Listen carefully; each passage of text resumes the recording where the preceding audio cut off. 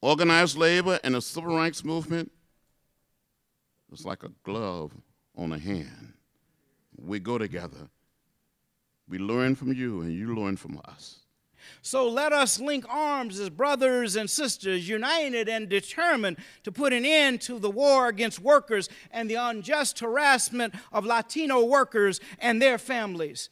Let's join forces with an unshakable spirit of solidarity for jobs and economic justice.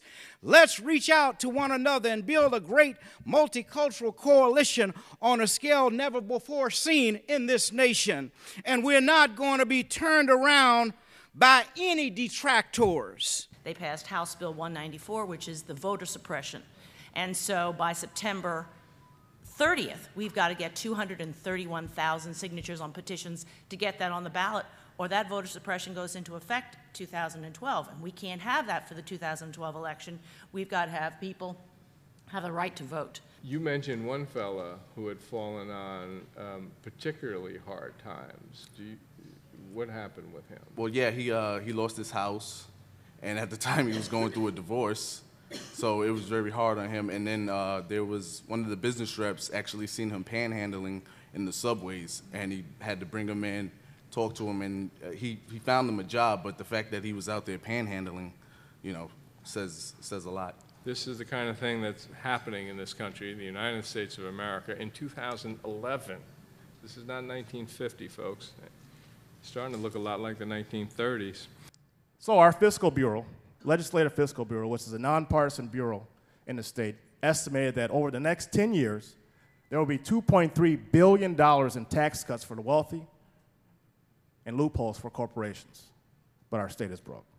There are simply very few strong organized voices now speaking up for the poor and working people. And you know, this is the context in which we're having the political conversation that we're having now in Washington, which seems utterly detached from the social and economic reality out in the labor market. Right. I think, as Dr. Berry said, now is the time to make noise. We need to be that squeaky wheel. Especially the undocumented youth, we need to come out and, like we're doing, declaring ourselves undocumented and unafraid, and really hitting the streets, protests, and as Dr. King really stressed, direct action. We've really been encouraging groups around the country who are locally and state-based groups working on behalf of the LGBT community to look around, join the local coalition on tax policy. Join the local coalition fighting for immigration rights, so that what we want to make sure that people are doing are making the connections between the issues.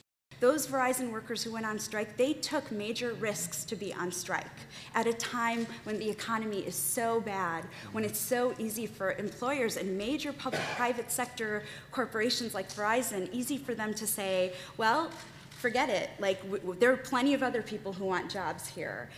So it's important for us, for ordinary people, to see that it's not just about fighting for what we have, but it's about pushing the envelope. We're not just trying to hold the line here. We're actually trying to move the line.